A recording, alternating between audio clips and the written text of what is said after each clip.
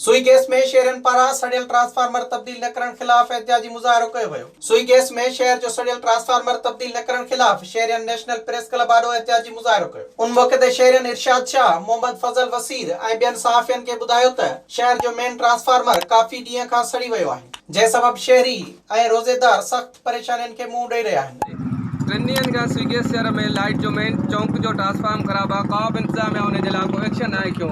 कल्ह खां मिस्त्री आया, उन चयो आहे त हिन ट्रांसफार्म सड़ी वियो आहे। असां इंतजाम खां इहा अपील कयूं था असांखे हीउ ट्रांसफार्म रीचेंज करे ॿियो ॾिनो वञे, ऐं रमज़ान जे महीने में लॉकडाउन में माण्हू हिन अज़ाब में किथे वेंदा। हुननि चयो त एसडीओ सेप्को खे काफ़ी शिकायतूं कयूं आहिनि, पर को बि खड़तेल नाहे निकितो। एहतजाज कंदड़नि सेप्को चीफ सखर ऐं ॿियनि वसवारनि खां मुतालबो कयो त शहर जो सड़ियल ट्रांसफार्मर तब्दील कराए ॾिनो वञे, ॿी सूरत में सख़्त एहतजाज कयो वेंदो। विजिट कयो अवामी आवाज़ मीडिया ग्रुप जी वेबसाइट awamiawaz.pk।